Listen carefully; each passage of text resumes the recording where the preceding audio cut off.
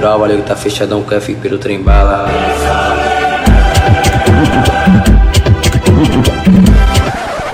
Buril Audiodramas. Histórias para fone de ouvido.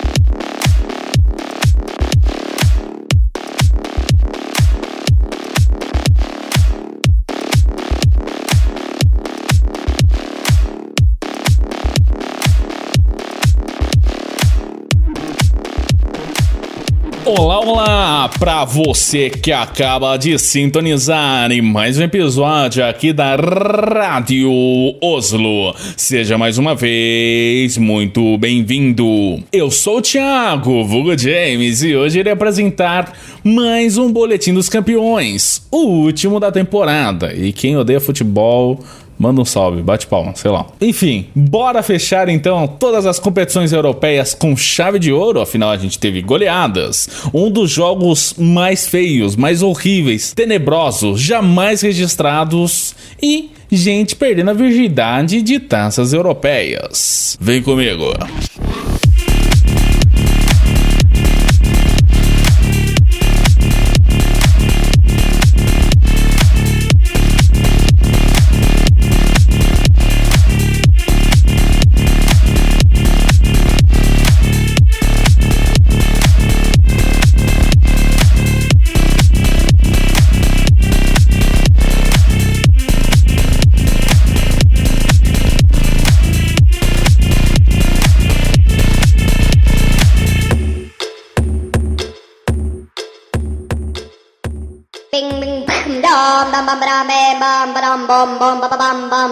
What's going on? Real Betis versus Chelsea. O Chelsea era o grande favorito da competição, tendo um orçamento muito superior a qualquer outro clube do torneio.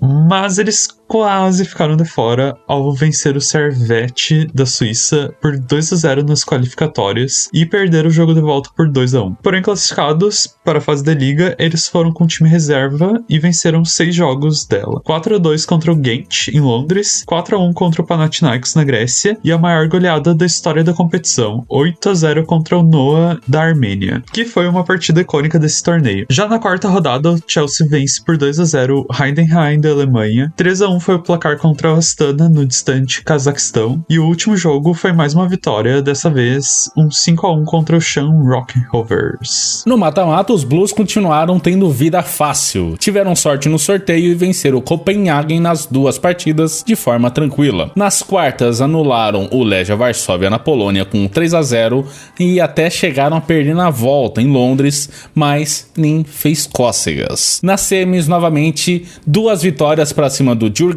em jogos onde ficou claro o desnível dos clubes. Esse foi o caminho do Chelsea até a final, onde encarou o Real Betis, que chegou até aqui com um 15º lugar na fase da Liga após qualificatória tranquila. Os espanhóis começaram perdendo para o Legia Varsóvia por 1-0, empataram em casa com o Copenhague e só começaram a vencer quando encontraram nosso Celi, nosso querido Cláudio. Vitória em casa por 2-1. Na rodada seguinte, uma nova queda contra o Madla Boleslav, 2-1 pros tchecos. Com a classificação ameaçada, os espanhóis tiveram que tomar cuidado nos últimos 2 jogos. Uma vitória simples de 1-0 contra o Petroclube na Moldávia, algo pouco impressionante, e na rodada decisiva mais 1-0 magrinho contra o Helsinki da Finlândia. Após uma fase de liga apática, o clube de Sevilha teve que encarar os playoffs, onde bateu o Ghent na Bélgica por 3-0, encaminhando assim a classificação. Nas oitavas, empatou em casa com Vitória de Guimarães e no jogo de volta em Portugal,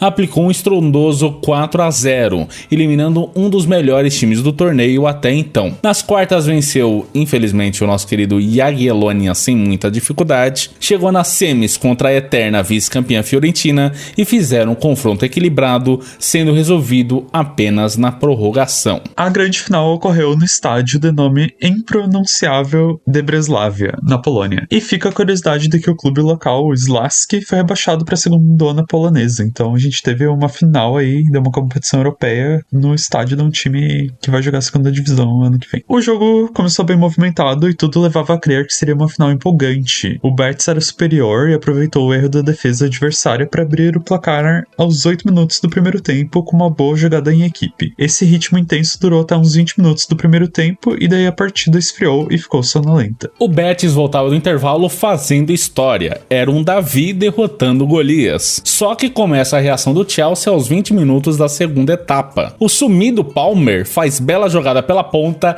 e dá um passe certeiro para Enzo Fernandes empatar a partida. Bela visão de jogo. 5 minutos depois, Palmer novamente pela direita faz um cruzamento e Jackson só tem o trabalho de empurrar pro gol. Aí o Betis simplesmente murchou e acabou. Eles até estavam competindo antes do gol da virada, mas depois foi como ver um time derrotado em campo. Jackson em um contra-ataque tem a oportunidade de ampliar o marcador e matar a partida de vez, mas ele se atrapalha todo e adianta a bola pro goleiro. Sorte dele que o Sancho e o Caicedo sacramentaram a vitória do clube londrino, que é o primeiro a vencer a Conference, a Europa e a Champions League. É uma tríplice aí de competições europeias. E o time do campeonato ficou assim. A gente teve no gol o Philip Jorgensen, o dinamarquês, eu acho que ele é da Dinamarca. Eu sou muito ruim com bandeiras, mas eu vou dizer que ele é da Dinamarca até o Guarla me corrigir aqui. Nosso goleirão ele nasceu na Suécia, mas essa bandeira é da Dinamarca, ele representa a Dinamarca. Ah, tá. Bem que eu tava estranhando. Sobrenome claramente sueco e bandeira da Dinamarca, nada a ver, né? Enfim, ele é o goleirão do Chelsea. Aí a nossa zaga tá composta, a linha de defesa, né, por 4 jogadores, com o Yusuf Sabali do Real Betis, a dupla de zaga com o Docin Adarabioyo do Chelsea, o Nathan, brasileiro Nathan do Real Betis, e o Gozins na outra lateral. O meio de campo ficou com Svic Sislar do Celje. Sim, a gente teve um jogador do Celje aí no time da competição, que bacana. O Isco do Real Betis e o Enzo Fernandes do Chelsea. Esse aí podia não tá aqui, mas tá aí, então a gente aceita, né? E lá na frente o nosso trio de ataque com Cole Palmer, também do Chelsea, a Fimiko Pululu, não tinha como ser outro, né? Artilheiro aí da competição. O Guarla já tinha previsto, nosso querido atacante aí do Jagiellonia Białystok, e o Tokimaki Ingen, que atua no Djurgardens. E esse jogador eu claramente conhecia, vocês puderam perceber no tom da minha voz que é um grande conhecido meu. De qualquer forma, tá aí o nosso time da competição, massa demais. O jogador da competição foi escolhido o Isco, do Real Betis. O jogador jovem da temporada foi o Gulliksen, do Djurgardens, enquanto o gol da competição foi do Ioannidis, do Panathinaikos, contra o Dinamo Minsk pela fase de Liga. Isso foi muito roubado, porque o Pululu fez um gol de bicicleta contra o Cercle Bruges e foi muito mais legal, mas tudo bem. Ele ficou em segundo lugar. Esse negócio de definir o gol mais bonito é meio difícil. A gente vai chegar lá no da Champions, né? Porque querendo ou não, gente, eu vou admitir, eu não vi esse gol aí que o Guarla falou. Até porque, Guarla, você lembra desse gol? Você lembra de ter visto?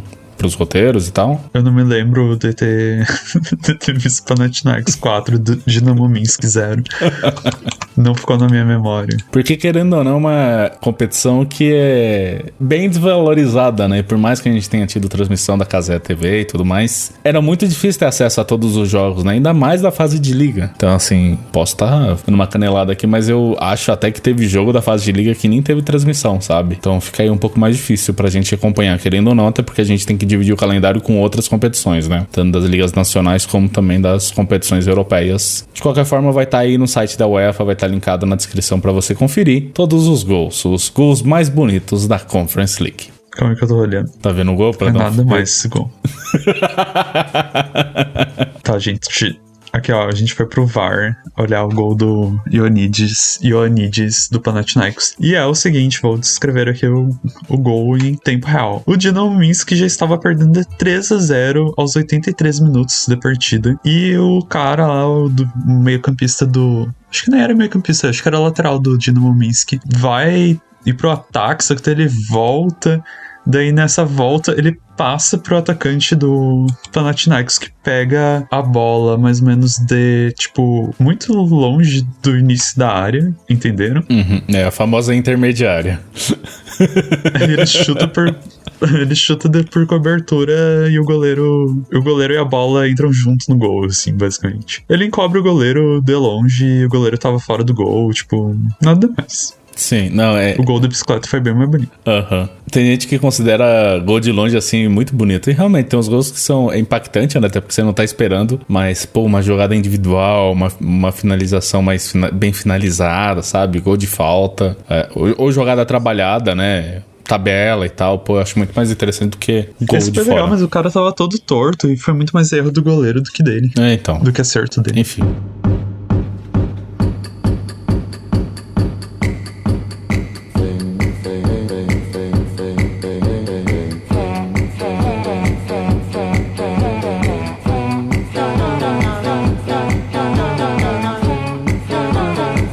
Tottenham Hotspurs versus Manchester United.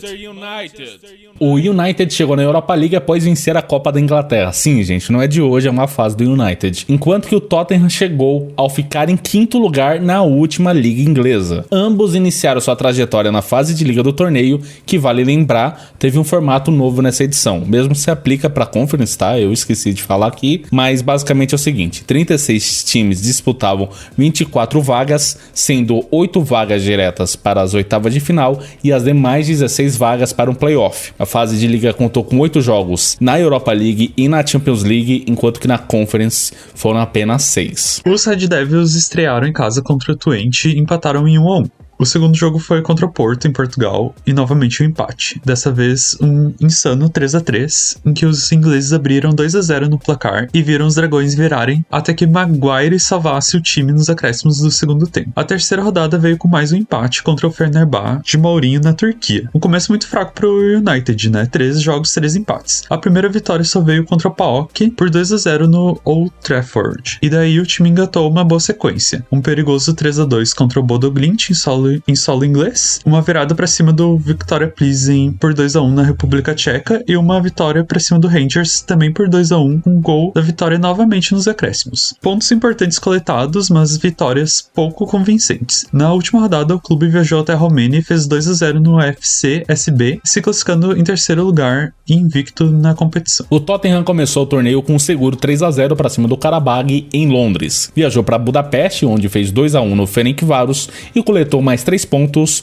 contra o AZ Alkmaar em casa por 1-0. Um bom começo com 3 vitórias contra times bem mais fracos. Só que na quarta rodada teve um tropeço ao encarar o Galatasaray na Turquia, 3-2 para os donos da casa. Na rodada seguinte recebeu a Roma e vencia por 2-1 até Humes empatar a partida nos acréscimos. O jogo contra o Rangers na Escócia terminou em outro empate por 1-1. Na sétima rodada, os Spurs foram para a Alemanha e bateram o Hoffenheim por 3-2. A última rodada, o clube meteu um 3-0 para cima do Elfsborg da Suécia, com gols saindo no final do jogo. O Tottenham se classificava com 5 vitórias, 2 empates e 1 derrota em quarto lugar. Ambos os times descansaram nos playoffs devido à conquista da vaga direta para as oitavas de final. O Tottenham enfrentou novamente o AZ Alkmaar e perdeu o jogo da ida na Holanda por 1-0 com um gol contra the Bergval. Na volta, o Galo de Londres fez 3-1 e se classificou. Nas quartas de final, enfrentou o seu adversário mais forte até aqui, o bom time de Frankfurt. Jogando a ida em casa, os clubes empataram em 1-1, enquanto no jogo da volta na Alemanha foi decidido com um golzinho de pênalti de Solanke. O Frankfurt jogou melhor ambas as partidas e o Tottenham escapou por muito pouco dessa eliminação. Para sua sorte, o próximo adversário seria o Bodo Glimt. Eles foram o único clube que jogou os playoffs e que conseguiram avançar nas oitavas. Em Londres, os Spurs dominaram a partida e iam vencendo por 3-0, até que os noruegueses fizeram um golzinho no final da partida que deixava uma pulga atrás da orelha se essa classificação ia vir ou não. Só que no jogo da volta não teve jeito, os Spurs fizeram 2-0 e uma classificação tranquila para a grande final. O caminho do United foi muito mais pedregoso. Eles encararam uma boa Real Sociedad nas oitavas de final.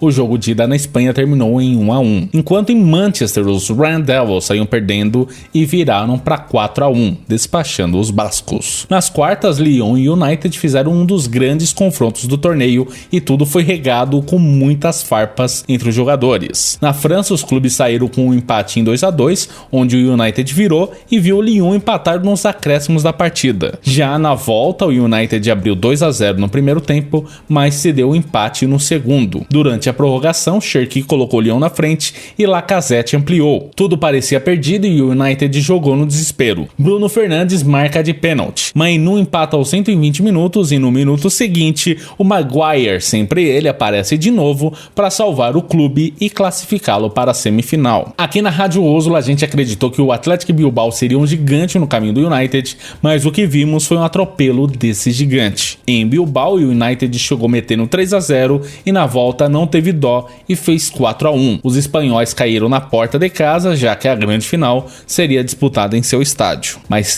é sempre de bom tom lembrar também que o jogo da ida foi condicionado, né, para aquela expulsão lá. Mas tá, né, enfim. Sim. Olha, o que falar desse jogo, hein? Mal deu pra chamar de futebol, porque estava muito feio e muito parado. O lance do único gol da partida resume bem a situação que aconteceu durante toda ela. Dois clubes com uma temporada historicamente horrenda que chegaram até a final com seus méritos, mas também com muita sorte e aos trancos e barrancos. E um cruzamento pra área, Brennan Johnson recebe, ele não consegue dominar a bola, que passa por baixo dessa perna, e ele meio que empurra ela pra trás. Ela bate no zagueiro, enquanto o goleirão Onana acompanha tudo só olhando, né? A bola quase vai contra o gol, vindo do zagueiro, mas o Johnson ali caindo, insiste no lance e manda a bola pra rede com um toque desengonçado. E olha, foi difícil de ver, foi difícil de narrar isso aqui. E na comemoração, pra completar, ele ainda escorrega dos joelhos e trava e cai. Foi assim, ó, meu Deus, cara.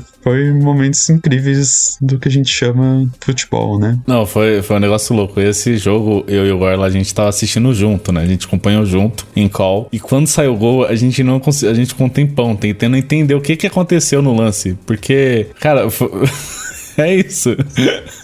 Até agora a gente tá sem entender.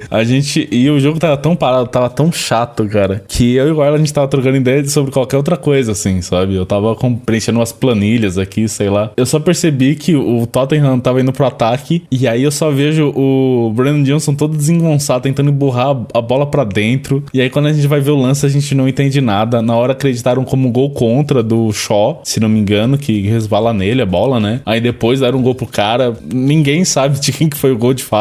Mas enfim, foi engraçado e descreve bem o que foi a partida e a temporada das duas equipes, né? Aos 22 minutos do segundo tempo, o United chega com maior perigo, a defesa dos Spurs se atrapalha, o Højlund pega a sobra e cabeceia pro gol, que estava praticamente vazio, até que aparece o nosso zagueirão, Mickey van de Ven, que tira a bola com uma semi-bicicleta, um voleio, enfim, um golpe acrobático, salvando o seu time de maneira impressionante. Teve torcedor do Tottenham tatuando esse lance de tão foda que foi, e assim, foi o momento mais genial dessa final, com muito mais emoção, diga-se de passagem, do que aquele gol horroroso. Os dois times são tão ruins que ainda ficou um bate e rebate na sequência do lance, para sofrimento de todos os torcedores que assistiam aquele martírio, tortura que foi essa final. Vale destacar ainda que o Garnacho entrou no final do jogo, criou pouco e aparentemente ficou bem de cara por ter começado o jogo no banco. Depois falou umas merda também para a imprensa, assim, sentiu. O jogador sentiu, que dá pra dizer do Garnacho. O Tottenham foi campeão, então, com o Romero sendo nomeado o jogador da partida. E nesse jogo aí, o United teve mais posse de bola, mais ataques, mais passes. O Onana chega a ter 0 defesas, né? Tipo, ele não teve nenhuma defesa. O gol que era pra ele defender, ele levou. Mas eles foram muito ineficientes. E também essas estatísticas mostram que o próprio Tottenham foi ineficiente também, né? Ao longo de todo o jogo. Mas nada disso importa, pois o Tottenham quebrou o jejum de títulos. O Son merecidamente é campeão de algo, e o Ange Postecoglou confirmou sua profecia de que ele vencia algum torneio aí, algum título na sua segunda temporada de clube, né? E o projeto 2030 do Tottenham vem forte por aí. Sim, como o Pedro Vulgo Beat Silveira bem cravou, 2030 vai ser o ano que o Tottenham vai mudar a chavinha, né? Vai ser considerado um clube gigante. Tá tudo encaminhando aí para esse grande projeto, não é mesmo? Eu queria adicionar também uma informação interessante, que o Vicário É o primeiro título do Vicário depois de 10 anos, quase, mais ou menos, né? Quase 10 anos. Que o último título dele tinha sido uma Série C italiana com Venezia. Já o Richarlison, tirando a seleção brasileira, ele só tinha vencido um campeonato carioca pelo Fluminense e aquela primeira liga estranhíssima que rolou um tempo atrás. E então esse também é o primeiro título dele depois desses títulos com o Fluminense, né? E além disso é o primeiro título profissional de uma penca dos jogadores do Tottenham, né? Incluindo o Son, o Van de Ven, o Dog e outros tantos aí. Então um título bem importante para esse time pegar experiência e quem sabe conquistar mais títulos no futuro. Sim, e por mais que a final tenha sido tenebrosa, a temporada desses dois times tenham sido ridículas, mano, o Tottenham só não foi pra Championship porque só cai em 3, porque ele fez campanha de rebaixado, e o United não ficou muito atrás não. O United terminou em 15º, mas, cara, no geral a temporada bem ruim, só que é muito legal ver, sabe, a alegria do torcedor, 17 anos esperando pra ir ganhar uma taça. O vídeo que o Pedro fez da final no canal de cortes do Eurofoot foi muito legal de ver. Eu vou deixar tocando um trechinho aqui no final pra vocês ouvirem um pouco aí das palavras do Pedro, porque foi muito bacana, assim, sabe? Querendo ou não, muita gente que acompanha o Pedro acaba virando um pouco fã do Tottenham, sabe? Por conta do Pedro, do carinho que ele tem pra esse clube. A gente entende um pouco do sofrimento que é ser torcedor de um clube igual o Tottenham, que é muito organizado em umas coisas, outras nem tanto, muito azarado. Teve elencos muito bons, mas nunca tinha conquistado nada. E acho que aqui já cabe o momento, Guarda, da gente falar que esse ano, essa temporada, foi a temporada da galera perder a virgindade, ou fazia tanto tempo que não ganhava título que parecia que tinha voltado a ser virgem, assim, sabe? De ganhar algum título, porque o Harry Kane também perdeu o cabaço aí de títulos. Ele finalmente foi campeão da Bundesliga. O Crystal Palace, que nunca tinha ganhado nada em mais de 150 anos de história, ganhou uma FA Cup pra cima do City, olha só que incrível, e vai estar na Europa League ano que vem. Newcastle United, pro meu desespero, ganhou um título pra cima do Liverpool depois de 70 anos, e a lista é infindável, assim, quanto mais você vai procurando, sabe? Enfim, agora no de cabeça não vou lembrar, mas tem... A gente teve o Aberdeen campeão da Copa da Escócia depois de mais de uma década, o Go Ahead Eagles ganhando acho que o primeiro título da Copa da Holanda em 97 anos, algo assim. O Rijeka voltou a ganhar o campeonato croata depois de um predomínio muito grande do Dinamo de Zagreb, né? Nós teve uma pá de time, o Bologna na Itália também sendo campeão da Copa da Itália depois de muito tempo. Foi muito legal de acompanhar isso, assim. Sim, com certeza. Foi uma temporada muito legal, assim. Uma dessas temporadas que tem muitas improbabilidades acontecendo, sabe? Isso é muito massa de ver. Cara, eu odeio dinastias, odeio. Quando todos os anos caem sempre os mesmos times, sabe? São sempre os mesmos times ganhando tudo. Pô, isso tira um pouco o tesão do futebol, sabe? O mais legal do futebol é a imprevisibilidade. Esse ano foi recheado, assim, sabe? Foi uma temporada muito imprevisível e por isso muito foda. Lembrei de mais dois também. O Platense campeão argentino e o Pirâmides campeão da África. Olha só, aí ó, tá vendo? Se for atrás, tem mais. Mas bom, pra gente só fechar esse bloco aqui, vamos comentar então qual que foi o time da temporada da Europa League. No gol não podia ser outro, grande Vicário aí do Tottenham Hotspurs. Baita goleiro, eu gosto bastante dele, ele tem bastante presença, né? Enfim, eu gosto muito do Vicário. Acho ele um baita goleiro. A nossa defesa tá composta aí por 4 jogadores, sendo Pedro Porro na lateral, dupla de zaga com Christian Romero e Robin Koch, ou Koch, desculpa, Tony, não sei como fala o nome do zagueiro do seu time, mas enfim, é um zagueiro aí do Eintracht Frankfurt, enquanto que o Romero e o Porro são do Tottenham. E fechando a outra lateral, a gente tem o Friedrich André Bjorkan do Bodo Glimt. Olha que legal, o Bodo Glimt colocou aí 2 jogadores na seleção, porque no meio de campo a gente tem mais um, o Patrick Berg, Bruno Fernandes do United e também o Casemiro que deu uma volta aí na carreira, né? Tava no banco, tava numa má fase, mas já voltou a apresentar bom futebol, foi convocado recentemente para a seleção, muito legal. E lá na frente o trio de ataque com Ryan Cherki do Lyon, Nico Williams do Athletic Bilbao e o Solancão, o grande Dominique Solanke, ex-Liverpool, na centroavância do Tottenham Hotspurs. Eu fiquei pensando, talvez o Maguire pudesse entrar nessa lista aí, porque ele foi muito decisivo em 2 jogos, pelo menos, assim. Mas eu não sei também, comparando com os outros, o quão melhor ele foi, né, assim. Mas eu acho que ele foi bem pelo Manchester United. E é engraçado que aqui eles consideram até times que caíram nas quartas, né? É só um comentário interessante, né? Que mesmo jogadores que caíram precocemente, por assim dizer, né? Estão presentes aqui nessa lista. Eu gosto disso, porque eu acho muito preguiçoso quando eles só escolhem os finalistas ou semifinalistas. Bem, como o melhor jogador do torneio, tivemos Christian Romero, do Tottenham Hotspur, e como melhor jogador jovem do torneio tivemos Ryan Cherky do Lyon. Falei tudo errado, mas vocês entenderam. O gol do torneio foi do Yunus Akgün, do Galatasaray, em jogo contra o Tottenham. O gol ali foi meio que um voleio da fora da área, que ele pega e inverte a jogada ali, e pega o goleiro do Tottenham bastante desprevenido no lance. Um gol bonito. Não sei se foi mais bonito, mas foi bonito. Olha, só de não ser gol de média distância, pra mim já tá valendo, assim, sabe? Um voleio, uma bicicleta, um duplo twist carpado. Saiu no comum, gente. Gol de média distância é legal, mas não é tudo isso.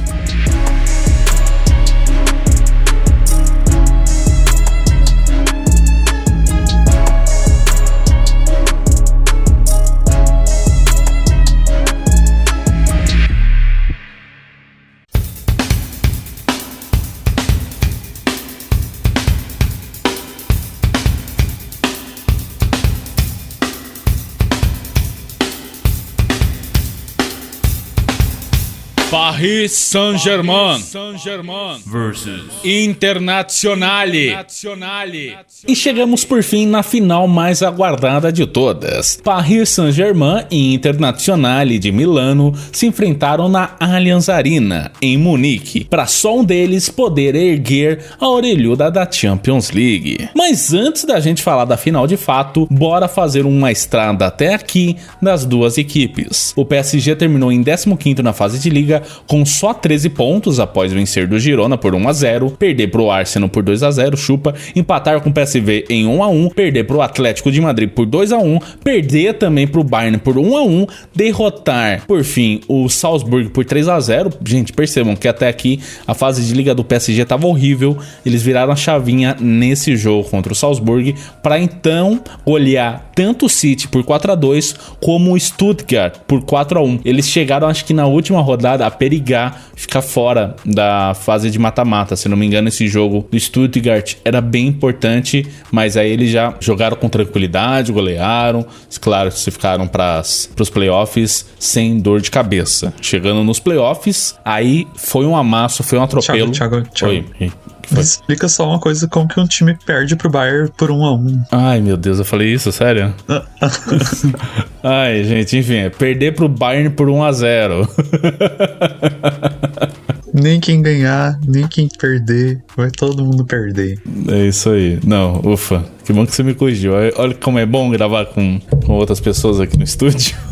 Para não deixar uma gafe dessa passar. Mas enfim, foi um atropelo nos playoffs pra cima do Brest, Stade Brestois, rival local aí. Cara, agregado de 10-0, 3-0 fora de casa e em casa 7-0. Nas oitavas, o jogo mais traumático da minha vida, onde eles eliminaram o Liverpool na ida. Cara, que atropelo, que amasso. Eu nunca vi um time jogar tão bem e outro ser tão péssimo, ser completamente anulado, não conseguir trocar 2 passes, igual foi essa partida em Anfield. E mesmo assim, olha como o futebol é louco, Paris Saint-Germain perdeu. Gente, o Liverpool teve uma chance, eles aproveitaram, o Elliott recebeu, fez, garantiu a vitória na ida, pra na volta perder por 1-0. O Liverpool jogou melhor na volta, mas mesmo assim foi abaixo. Teve um lance lá que o Alisson e o Konaté se desencontraram, um Dembélé que tava jogando já ao fim da bola, encontrou o gol no tempo normal, e aí fomos pros pênaltis. Nos pênaltis, a gente teve que contar com Curtis Jones e Darwin Núñez pra cobrar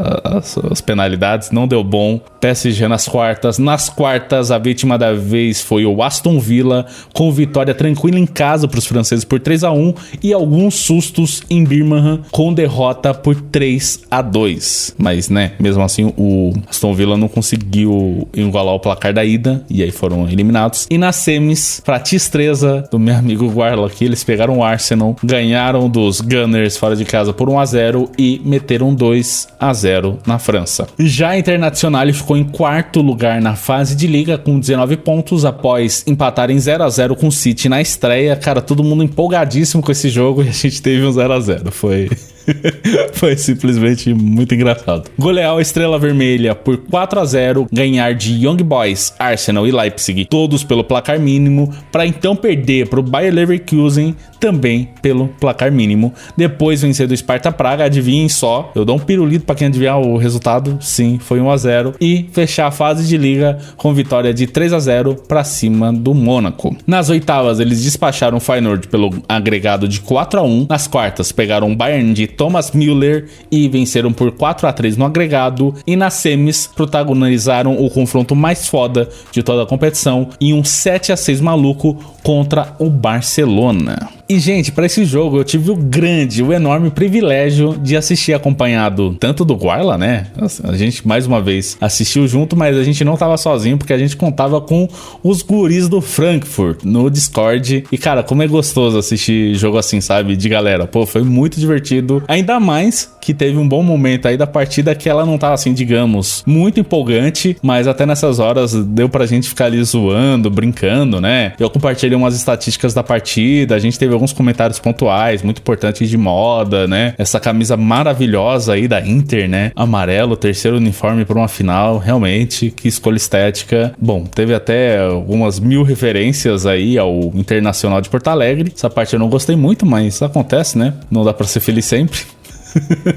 E por mais que tenha sido uma goleada, o domínio do PSG foi tão grande que, assim como no jogo contra o Liverpool, a Internacional foi completamente anulada. Eu compartilhei no grupo do Discord um gráfico de chances criadas no primeiro tempo, e é aquele gráfico de barras, né? De quão efetivo, quanto volume de jogo cada um dos times está fazendo. E, cara, as barras da Inter eram inexistentes de subida pro ataque, era um negócio patético. Os franceses acharam um gol com 12 minutos de jogo, com o Désiré Doué ajeitando uma bola pro Hakimi empurrar sozinho pro gol vazio, perto já da pequena área, e como a Inter não esboçou qualquer reação, já aos 20 minutos eles tinham marcado o segundo, dessa vez com o próprio Désiré Doué, finalizando, a bola desviando no Di Marco e o Sommer caindo pro lado errado. Um detalhe interessante aí de comentar da final é que o Achraf Hakimi, ele é ex-internacional, mas ele não comemorou o gol que ele fez. Foi um ato aí de nota, né? Você chega na conclusão que você chegar. E um comentário aí breve sobre esse primeiro tempo é como a Inter ficou recuada, tocando bola, tipo lá com o Sommer, ficava o Sommer e os zagueiros tocando bola um pro outro, e eles não tentavam, tipo, fazer uma jogada, nada, tipo, eles estavam assim como se tivessem o tempo inteiro do mundo pra poder tirar esse 2-0 do placar, assim. Eu achei muito apático, assim. Sim, não, quando chegava no Sommer, ele dava cada rifada de bola, umas bolas pro nada, assim, sabe? Nossa, tava muito feio, cara. E aí você pensa, né, Guarda? Não, vai chegar no vestiário, o Inzaghi vai dar um tapa na cara de cada um dos jogadores, né? Vai gesticular com a mão igual o bom italiano, vai empurrar os caras, né? Com certeza dá um discurso motivacional, mudar todo o esquema tático. Mas não, nada disso aconteceu. A Internacional veio com o mesmo pique, com a mesma energia, sem mudança tática, sem substituição, sem nada. Mesmo marasmo, mesmo nível de competência e patetice. O PSG aproveitou toda essa desmotivação aí do lado italiano e meteu mais 3 gols. Désiré Doué dobletou aos 63, o Kvara fez o dele aos 73, e para tacar o último prego no caixão, um guri da base do PSG de 19 anos, só 19 anos, se bem que o Doué também não é muito mais velho, tem 19 anos também, fez o 5-0 aos 86. No meio disso, ainda teve uma chance do Barcola, que tinha entrado no lugar do Doué, driblou meio mundo da Inter na grande área, mas acabou batendo o rasteiro pra fora. O nome do guri aí da base do PSG é o Mayulu,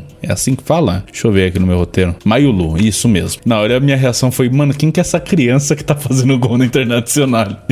Porque o moleque... Colocar nos torcedor pra jogar ali. A gente tava tão tranquilo no jogo. Cara, ele tem uma cara de criança, o Mayulu, né? Os guris do Frankfurt ficaram rachando o bico na hora, porque... E foi uma baita jogada, foi um sem ângulo, assim, que ele finalizou. Foi muito foda, cara. Mas a minha reação foi essa, assim, sabe? Parecia que tinha sido uma criança que eles tinham botado. A humilhação foi tão grande, cara, que o juiz não quis nem dar acréscimo, sabe? Já acabou ali, com 90 minutos de partida mesmo. Foi um banho de bola completo, que coroa a ótima fase de mata-mata que o PSG fez. Cara, quem diria que o time que ia mais dar trabalho pra esse multicampeão PSG seria o Aston Villa, que quem não lembra, né, a partida lá, eles tomaram um susto, assim, realmente, com um determinado momento da partida que parecia que o Villa ia conseguir empurrar pra prorrogação, mas isso nunca aconteceu. E eu quero aqui trazer uma luz pra 2 pontos interessantes. Primeiro, o pessoal dizendo que é muito fácil fazer tríplice coroa na França. Cara, é fácil mesmo, assim, né, Guarda? Você não concorda comigo? É tão fácil que ninguém mais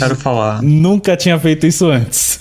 É um ponto muito delicado pra mim, eu não quero falar. Não, mas assim, teu time já ganhou uma Champions, Guarda. Eles roubaram? Foi o primeiro francês a vencer uma Champions e não foi roubada. O que a gente roubou foi o campeonato francês. É outra história, tá? A Champions não teve roubo, foi tudo certinho. Não, tudo bem, tudo bem. Não jogaram o Mundial depois, mas tudo bem. Segundo ponto aqui, que eu quero trazer à luz. Essa goleada fez todo mundo esquecer na antiga maior goleada dessa competição, que foi a que o Real aplicou pra cima do Eintracht Frankfurt, um 7-3. Só que eu acho muito engraçado que, na real, parece que foi o contrário. O fato de ter tido uma goleada dessa só faz todo mundo lembrar que também teve o 7-3. Porque todo mundo fica, não... ninguém falava disso. Cara, eu não fazia ideia. Assim, eu lembro do Pedro comentar em algum vídeo do Eurofoot, o 7-3 e tal, mas tava assim no fundo da minha memória. E aí todo mundo vinha com papo, não, essa é a maior diferença de gols. E aí todo mundo, nossa, mas qual que é a antiga?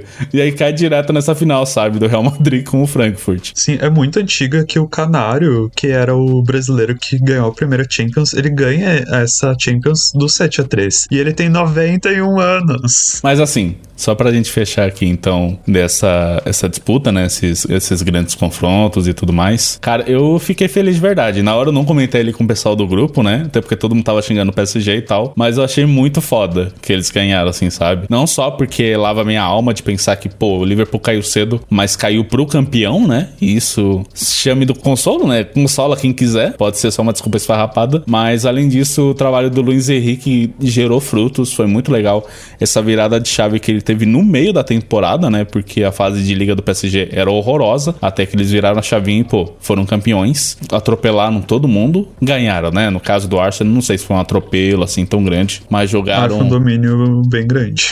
Sim, só não teve goleada, né? E com o Liverpool também não foi goleada, né? Eles empataram com o Liverpool no agregado, mas de qualquer forma foi uma baita campanha e, pô, o Luiz Henrique é o cara que eu acho muito incrível, assim, como pessoa, sabe? A parte dele com a imprensa não é tão legal, né? Falam que vez ou outra ele é meio estúpido com alguns jornalistas, mas ele parece ser um cara muito simpático, assim, pelo menos que você vê. Eu vi uma época que ele tinha um canal na Twitch em que ele falava sobre esquema tático e, pô, é muito legal ver ele falando, assim, sabe, com tesão, ele é um ótimo comunicador, sabe? E também a história pessoal dele, com a filha, né? Isso é bastante tocante, assim, e a maneira como ele tratou com luto também, pô, isso foi muito massa, assim, sabe, de tu ver a jornada desse cara, o tempo que ele teve lá com o trio MSN, ele replicou aqui mais uma tríplice coroa no currículo dele, tudo isso muito foda, sabe? E pra coroar, assim, pra colocar cereja em cima de tudo, cara, como é muito legal ver que o PSG ganhou uma Champions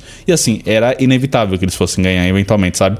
Só que é muito mais legal que eles tenham ganhado essa Champions com muitas aspas no ar aqui, mas com um PSG dos humildes, que a gente sabe que a folha salarial de humilde não tem nada desses jogadores, mas com jogadores, assim, postando muito mais no coletivo, sabe? Muito mais do que um time sem alma com Messi, Mbappé e Neymar que não queriam estar lá, sabe? Que, assim, não tinha... que era só aposta em medalhões e nenhum esquema tático, nada. muito mais legal ver esse PSG no coletivo, sabe? E eu fico imaginando o que passa na cabeça do Mbappé e do Neymar, né? Se eles se importam com alguma coisa. O Neymar ultimamente tá preferindo jogar vôlei do que futebol, né? Mas, enfim. Uma coisa interessante sobre o formato dessa nova competição europeia também, a gente viu nas 3 competições muitos dos times que vão pro playoff serem eliminados logo nas oitavas de final, né? E também a gente viu semifinalistas sendo geralmente os times dos primeiros qualificados na fase da liga, né? E muita gente até falava que o PSG se classificando tão mal na fase da liga não chegaria tão longe, né? E eles vencerem também é algo interessante, porque a gente pode esperar que outros times que não vão tão bem nas próximas fases da liga consigam surpreender no mata-mata e serem campeões, né? Então, tu se classificar pro mata-mata ali começa outro torneio, assim. Então, dá a chance de tu se recompor, fazer uma boa janela de transferência e chegar longe na competição, né?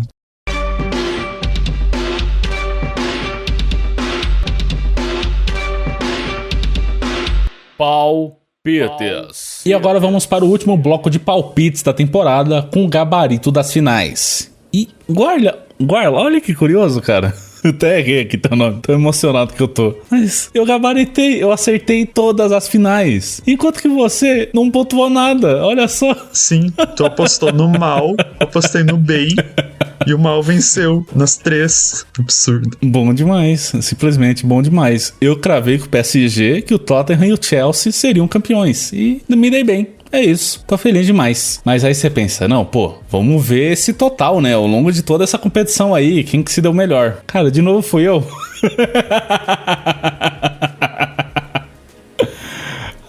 Eu fiz 500 pontos, enquanto que o Guarla tá lá atrás. Nossa senhora, mas eu nem consigo ver ele pelo retrovisor, cara. 400, míseros 440 pontos do nosso querido gaúcho aqui. Eu já posso ir embora.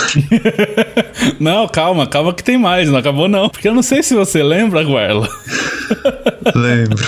Eu lembro sim. Mas a gente fez um outro bolão totalmente extenso, com todas as tabelas de liga das top 7 ligas europeias, em que a gente tinha que adivinhar a classificação delas, a classificação final delas, bem como tanto da liga, né, tanto das ligas europeias, como das competições europeias. E aqui foi outro banho, foi outra humilhação.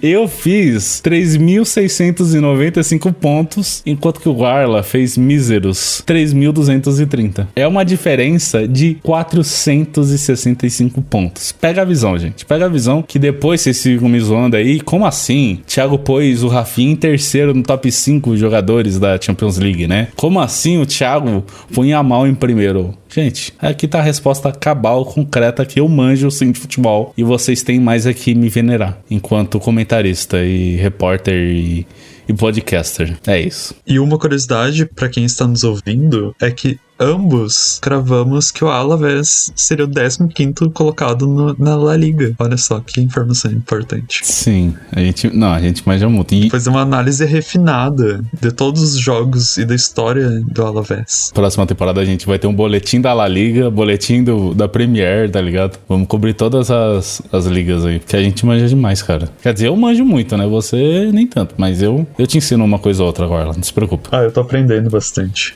Eu cubro o campeonato esloveno. Mas bom, vamos agora só falar aqui da Champions, que esqueci, era pra ter falado lá atrás e eu acabei esquecendo. Mas quem que foi o melhor jogador jovem, essas coisas. Meio que não me importa, tá, gente? Porque assim, escolheram o Dembélé pra melhor jogador da competição, sendo que tinha o Rafinha, né, que foi tanto o artilheiro, né, com 13 gols, empatado com o Guirassy, como o Garçom também, com mais assistências. E escolheram o Désiré Doué pra melhor jogador jovem, sendo que, cara, o Yamal jogou muito mais, né? E eu brinquei lá atrás, mas realmente eu participei desse post do Insta do Eurofoot, em que eu pus o Yamal como primeiro, porque eu senti que ele foi muito mais impactante, assim, sabe? Do que qualquer outro jogador, por mais que o Rafinha tenha melhores números e tal. Enfim, quem fica curioso, procura lá no Instagram do Eurofoot essa postagem. Além disso, o gol mais bonito da competição ficou aquele que o Yamal faz no jogo de ida contra a Inter, que ele sai driblando todo mundo e bate chapado já na grande área, que é um baita gol, sim. Mas eu prefiro 1000 vezes Tá, 1000 vezes é exagero. Mas eu prefiro muito mais os 2 gols de falta que o Rice fez contra o Real Madrid. Amanhã estarei fazendo um protesto na sede da UEFA sobre isso. Como que o gol do Rice não ganha? Tinha que vencer. Sabe o que é mais engraçado? Eles escolheram a segunda cobrança de falta para ser top 3. Só entrou uma cobrança dos 2 gols que ele fez e foi a segunda. Em segundo lugar, ficou aquele gol do Lautaro contra o Bayern, que ele... acho que o Thuram toca pra trás e ele bate de trivela. E assim, um gol legal, pá, uma baita finalização, mas top 2, sério? Né? Não sei, eu estou triste só. Pra encerrar aqui a parte de premiações e tal, e reconhecimentos da Champions League, a gente tem o time da temporada, com o Donnarumma no gol, aí dupla de zaga Marquinhos e Bastoni, na lateral direita o Hakimi, na lateral esquerda o Nuno Mendes, meio de campo com o Rice e o Vitinha, aí pelas pontas o Yamal e o Rafinha, e centralizado lá na frente o Doué e o Dembélé. Eu acho que tá de bom tamanho, gostei desse time. Acho que eu não mudaria ninguém não. Eu tinha colocado o Sommer como top 4, mas ele tomou 5 gols na final, aí fica um pouco difícil de defender o homem, né? E o Donnarumma teve uma baita reviravolta aí, né? Se consolidou realmente como goleiro essa temporada, ele que era piada de temporadas passadas aí, né? Responsável por algumas eliminações do PSG, mas nessa ele jogou muito bem, foi muito decisivo, vide contra o Liverpool, né? O jogo de volta. O Arsenal teve a melhor defesa do campeonato e não teve nenhum jogador da defesa, né, nessa seleção aí. Eu acho bem injusto, mas tudo bem. Mas bom, Guarla, agora, pra gente fechar aqui, pra ter humilhação completa. Nossa, eu já fiquei tão derrotado já. Eu separei um quiz pra você, um quiz. E aí eu quero ver, cara, como que você vai sair. Se vai ter redenção ou se você vai amargar de vez como eterno perdedor, igual seu time, o Arsenal, aqui. Caraca, isso. Olha, a gente, ao longo aqui de todos esses episódios, tinha gente te chamando de Mr. Conference League. E eu quero que você comprove aqui pra gente agora. Vou até separar um cronômetro aqui. Pro teu quiz vai ser o seguinte. Vai ser sobre Conference League, né? Obviamente, o tema acho que tava bem exposto. Eu tô tentando ganhar tempo aqui enquanto eu pego o cronômetro. É muito difícil pra mim fazer 2 coisas ao mesmo tempo. Pronto, agora sim. O cronômetro tá acertado aqui. Você vai ter 1 minuto, Guarla, pra mim dizer quem que são os 4 campeões... já deu spoiler, mas enfim. Quem são todos os campeões da Conference League e contra quem cada campeão ganhou na final? Você tem 1 minuto pra me falar. Tá, o Chelsea venceu o Betis. Espera eu dar ordem. Tá, vai lá então. Quando eu falar já, você pode falar, tá? Tá, é só dizer que todos os vices foram aí da Fiorentina. Tá, o Chelsea venceu o Betis na final. De que ano? O Olympiacos desse último ano. Tá. Eu tava fazendo em ordem reversa. Ok. O Olympiacos venceu a Fiorentina. Uhum. O West Ham venceu a Fiorentina. Uhum. E a primeira eu não consigo lembrar muito bem. Mas eu sei que o vice foi o Feyenoord. Uhum. E o campeão acho que foi a Roma. A Roma? A Roma, não foi? Foi a Roma, tá lá, é isso mesmo. Agora, se me perguntasse da Champions ou da Europa League com 50 anos de competição, não ia lembrar. Ah, não, isso aí sem condições. Não, claramente foi uma brincadeira aqui, gente. A ideia original, na real, Warlan, era de que a gente pegasse aquele quiz em que você tem que adivinhar todos os campeões do torneio, mas você não precisa lembrar a ordem exata. Você sabendo o campeão, ele já te dá os anos, né? Então, no caso da Europa League, você pondo Sevilha, por exemplo, ele já ia dar os 7 anos que o Sevilha ganhou. Só que foi uma bagunça hoje a gravação, né? A gente tinha colocado muito mais coisas no roteiro, acabou se perdendo uma coisa ou outra, fez uns cortes aqui de última hora e o episódio já tá bem longo, tá com mais de 1 hora e isso não era planejado de nenhuma forma, né? Fica ruim pra gente mesmo aqui durante a gravação e depois pra editar, publicar e até pra você ouvinte, né? Não sei qual que é a tua vibe aí pra tá ouvindo, mas acho que 1 hora é muito. E fora que, gente, já vai dar meia-noite, né? Vamos... E é só segunda-feira, ainda tem o resto da semana. Sim, que acabou ficando esse quiz mais curto, mas ainda assim é um quiz válido, né? Eu não sei se... Enfim, foi um pouquinho de improviso aqui. Espero que o Warla tenha gostado. Esperar mais uns 10 anos de Boletim dos Campeões e a gente volta a fazer, né? Que aí acho que fica um pouco mais difícil de realizá-lo. Alguma palavra final, Guarla? Cara, foi muito bom estar aqui com você na Rádio Oslo, cobrindo as principais competições europeias. Eu aprendi demais, eu comecei a gostar de vários times que eu não conhecia, vários jogadores que eu não dava bola. Eu passei muita raiva com times que eu não gosto, que avançaram e foram campeões. Mas foi muito divertido, muito bom estar na sua companhia, Thiago. Obrigado pela oportunidade, pelo espaço aqui na Rádio Oslo. Gostei muito. Fiquei muito feliz com toda a nossa cobertura. Eu acho que foi muito divertido. O pessoal que ouviu, espero que tenha gostado. Ah, sem dúvida. Também curti bastante. Pra mim foi um ótimo acréscimo ter você aqui nessa temporada. Foi você que me motivou a terminar ela, né? Teve um momento aí que eu tava pensando de desistir. Em parte era brincadeira, em parte era realidade.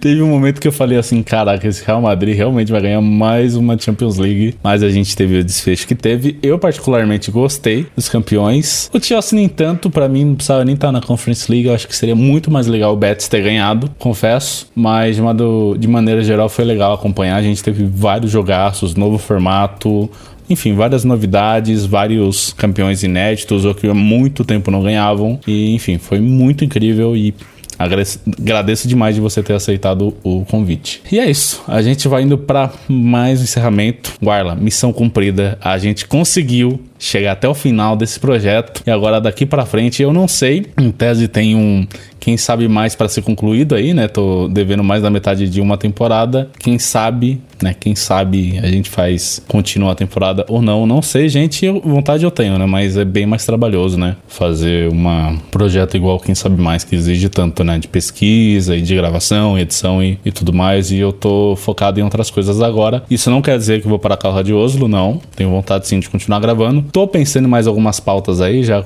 conversei com o Guarla sobre alguns episódios a serem gravados. Também tenho tentado convidar um pessoal, mas tem uma galera um pouco desumilde, não sei, que não me responde no Instagram, mas tudo bem, é isso mesmo, a vida que segue, né? São dias de luta e dias de luta, normal, tudo normal. E é isso, gente, espero que vocês tenham curtido bastante a nossa cobertura aqui, atrasada sim, mas nem por isso menos incrível, menos foda. É isso. Vou encerrar, hein, Guarla? Você não fala mais nada, eu vou encerrar aqui. Eu tô fazendo o quiz aqui. O quiz? Como assim? Ah, aquele quiz que eu te falei? Cara, você é muito ansioso, mano. Não espera nem a gente terminar a gravação. Mas tá, o Guarla já tá fazendo aí. Vou encerrar aqui. É isso. Eu só quero dizer, Arsenal vai ser campeão da próxima Champions League. Em 2035. Boa, Guarla. Isso aí. Eu fui, Thiago. Brincadeira, gente. Olha, se vocês contratarem o Gyökeres, eu não duvido nada, hein? O Gyökeres no Arsenal ia ser muito foda. Mas agora sim, eu fui, Thiago, vulgo James. Me acompanhou aqui o Guarla, que já tá fazendo o quiz, que era pra gente ter feito em live, mas tudo bem. E você, que foi o nosso ouvinte. Tchau, tchau.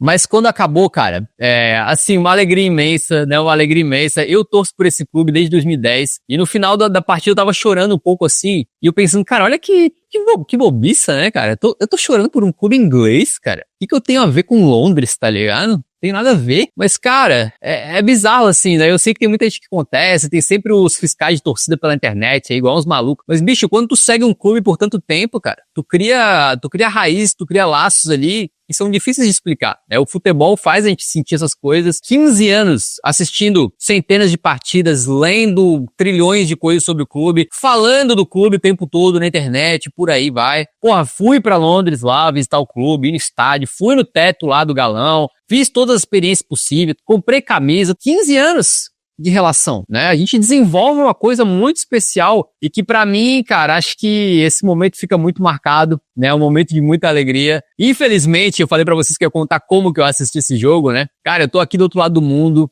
não tive como ir num pub, nada. Eu simplesmente assisti aqui nesse quartinho de hotel aqui, num cantinho ali no escuro, quietinho, porque era de madrugada, uma transmissão 100% oficial. Então, as minhas comemorações, o meu choro foi tudo quietinho, tudo baixinho aqui, não deu pra extravasar tanto, mas não importa, porque no coração tá extravasado, né? A alegria é muito grande, assim, cara, e pra mim, como torcedor, parece que tinha toneladas nas minhas costas por ser um cara que defende o Tottenham publicamente, né? Que fez a previsão de 2030 lá. Então, o cara parece que, tinha 2 elefantes, um em cada ombro, assim, e eles foram embora.